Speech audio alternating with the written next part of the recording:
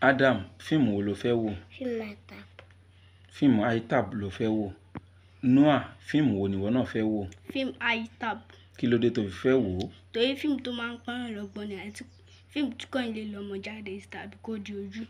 Ẹ̀wọ́ náà ti gbọ́ báyìí pé fíìmù tó bá ti ń jáde láti orí ITAB channel kì í ṣe lórí YouTube, kì í ṣe fíìmù tó máa lé ọmọdé jáde àbí tó máa sọ pé kò díjú. Mo á fi àsìkò yìí mo fi ń sọ fún ìwọ tó ti ń ṣe eré orí ìtàgé tẹ́lẹ̀ àbí ìwọ tó ṣẹ̀ṣẹ̀ fẹ́ darapọ̀ mọ́ ẹgbẹ́ eré orí ìtàgé, ẹgbẹ́ ITAB, ẹgbẹ́ tó ń ṣe bẹ̀bẹ̀ ni. Ẹgbẹ́ ta rẹ́gísítà pẹ̀lú ìjọba àpapọ̀ ni. Ibikíbi tí o bá wà, ìwọ náà lè darapọ̀ mọ́ ẹgbẹ́ náà. ITAB, ìtumọ̀ ITAB òun náà ni Association of Yoruba Indigenous Theatre Art Practitioners. Ìwọ náà lè darapọ̀ mọ́ wa lénìí kí èròǹgbà rere rẹ kó lè ṣẹ. Yálà o ti ń ṣe sinimá tẹ́lẹ̀ ni àbí o ṣẹ̀ṣẹ̀ fẹ́ bẹ̀rẹ̀, ìwọ náà darapọ̀ mọ́ ẹgbẹ́ ITAB.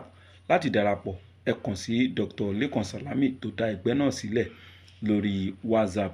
WhatsApp nọ́mbà mi ni 08028565188. Ẹ̀yin ṣáà ti mẹ́sẹ̀gì mi pé ẹ fẹ́ darapọ̀ mọ́ ITAB. Lọ́wọ́lọ́wọ́ báyìí 5,000 naira òun ni láti darapọ̀ mọ́ wa, ṣùgbọ́n tó bá ṣe díẹ̀ sí i, ó ṣeé ṣe kí owó yẹn náà kó lọ sókè. Àwọn ọ̀jọ̀gbọ́n onítíátà lóríṣìíríṣìí àwọn lájọ wà nínú ẹgbẹ́ ITAB.